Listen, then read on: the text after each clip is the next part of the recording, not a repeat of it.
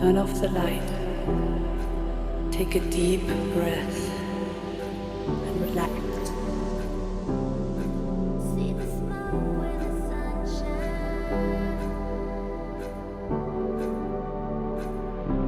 Forever be fading under the sky. Captivated in your cold eyes. We will forever be fading under the sky. Now, existence, you see, is something that is spontaneous.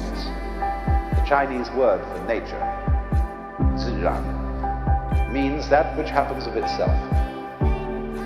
Your hair grows by itself. Your heart beats by itself.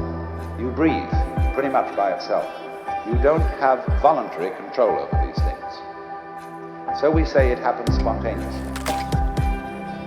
So when you go to sleep and you try to go to sleep, you interfere with the spontaneous process of growth. Try to breathe, real hard. And you find you get balled up in your breathing. You've got to let go and let it happen. Because if you don't, you're going to be all clutched up. You're going to be constantly trying to do what can happen healthily only if you don't try. But we have a strange anxiety that if we don't interfere, it won't happen. And that's the root of an enormous amount of trouble. But the basis of it all is this. If we say, you must survive, or I must survive, life is earnest, and I've got to go on, then your life is a drag and not a game. Now, it's my contention and my personal opinion, this is my basic metaphysical axiom, shall we put it that way, that existence, the physical universe, is basically playful. There is no necessity for it whatsoever. It isn't going anywhere. That is to say, it doesn't have some destination that it ought to arrive at. In music, one doesn't make the end of a composition. If that were so, the best conductors would be those who played fastest. People go to a concert just to hear one crashing chord, because that's the end. Same way in dancing. You don't aim at a particular spot in the room. That's where you should arrive. The whole point of the dancing is the dance.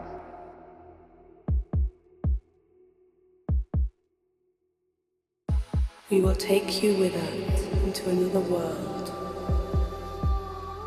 into the world of music, spirit, and meditation.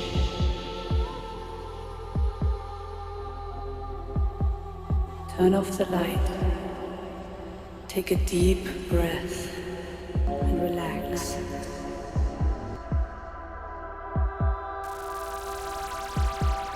Start to move slowly, very slowly. Let the rhythm be your guiding light.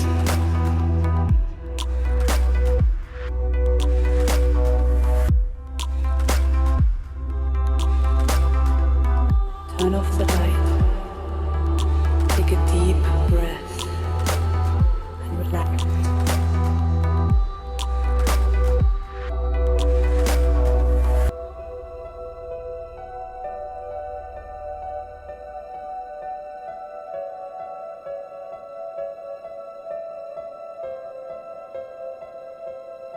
Let's say we take as the basic supposition,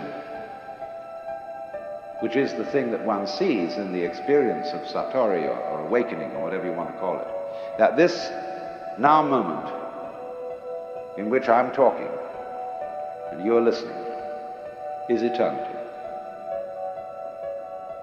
That although we have somehow conned ourselves into the notion that this moment is rather ordinary and that we may not feel very well and that we're sort of vaguely frustrated and worried and so on, and that it ought to be changed. This is it. So you don't need to do anything at all. But the difficulty about explaining that is that you mustn't try not to do anything. because that's doing something. And how to explain that? Because there's nothing to explain. It is the way it is now. And if you understand that, it will automatically wake you up. That's why Zen teachers use shock treatment to sometimes why they hit people or shout at them or create a sudden surprise. Because it is that jolt that suddenly brings you here. See, there's no road to here because you're already there. And if you ask me, how am I going to get here? It'll be like the famous story of the American tourist in England who asked some yokel the way to Upper Tottenham, the little village.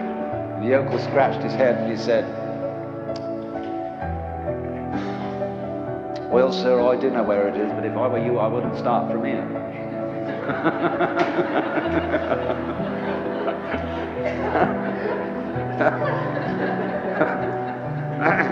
So you see, when you ask, how do I attain the knowledge of God?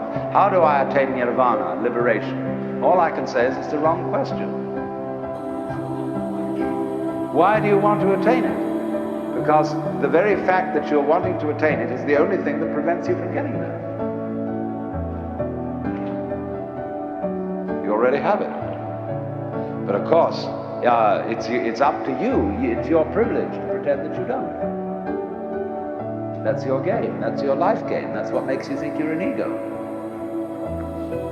And when you want to wake up, you will. Just like that. If you're not awake, it shows you don't want to. You're still playing the hide part of the game. You're still, as it were, the self, pretending it's not the self. And that's what you want to do. So you see, in that way too, you're already there. When you understand this, a funny thing happens. And some people misinterpret it. You will discover as this happens that the distinction between voluntary and involuntary behavior disappears. You will realize that what you describe as things under your own will feel exactly the same as things going on outside you. You watch other people moving and you know you're doing that. Just like you're breathing or circulating your blood. If you don't understand what's going on, you're liable to get crazy at this point and to feel that you are God in the Jehovah sense. Say that you actually have power over other people so that you could alter what they're doing, and that you are omnipotent in a very crude, literal kind of Bible sense, you see? And a lot of people feel that and they go crazy. They have to put them away. They think they're Jesus Christ and that everybody ought to fall down and worship. That's only they got their wires crossed. They haven't been able to, this experience happened to them, but they don't know how to interpret it. So be careful of that. Jung calls it inflation.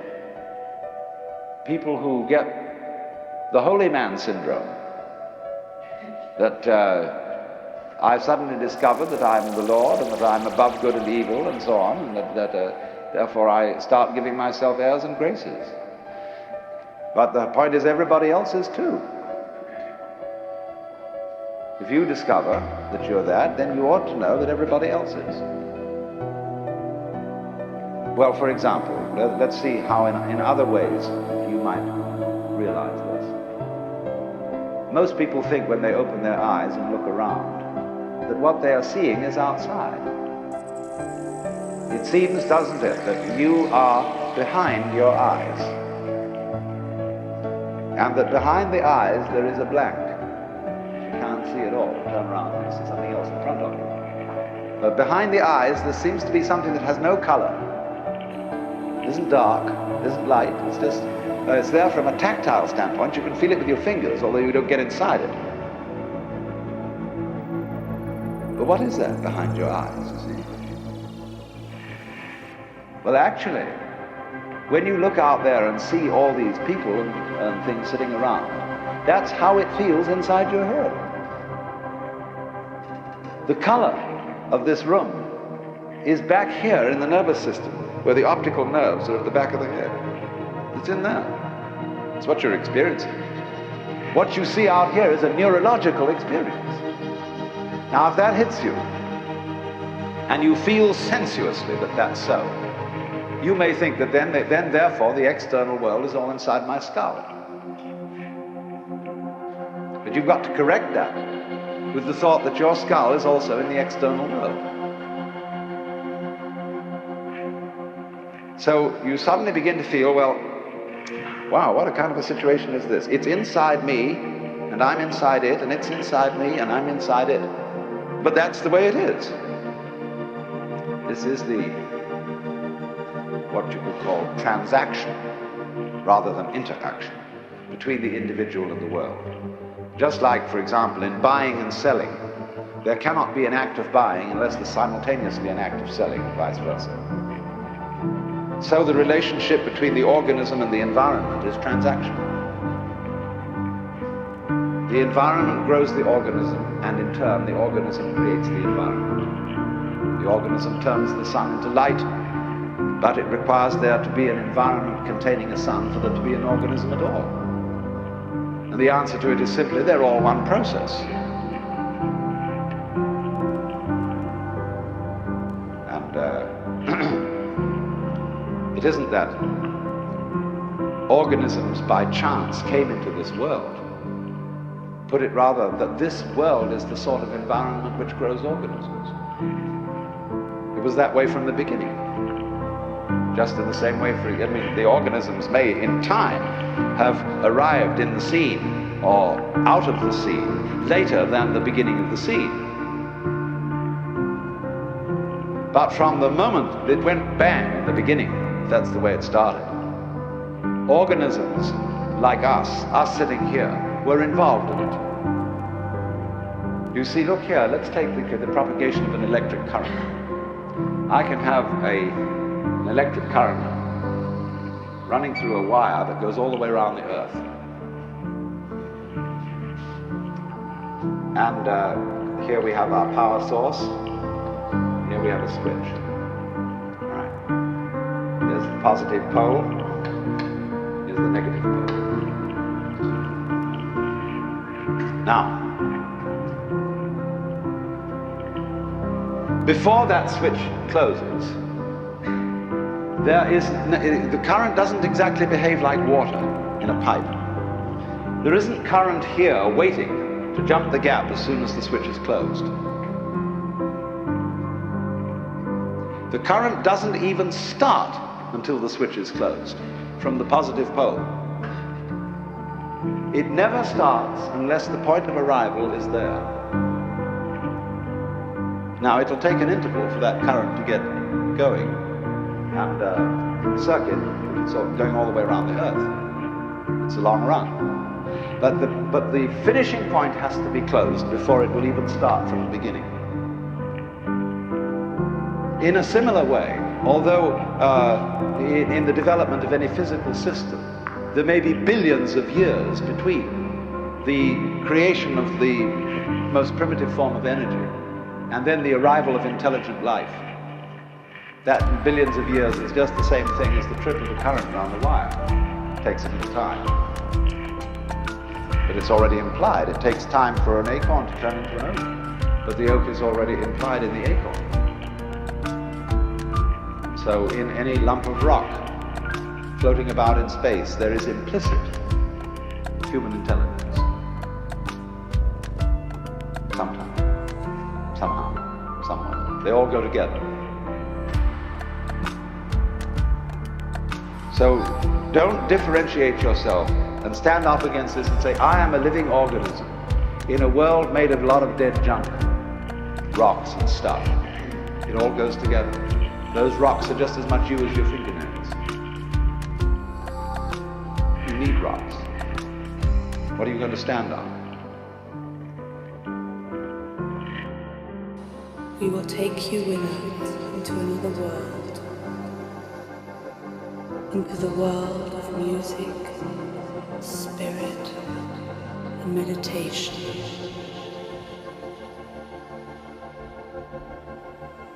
Turn off the light. Take a deep breath.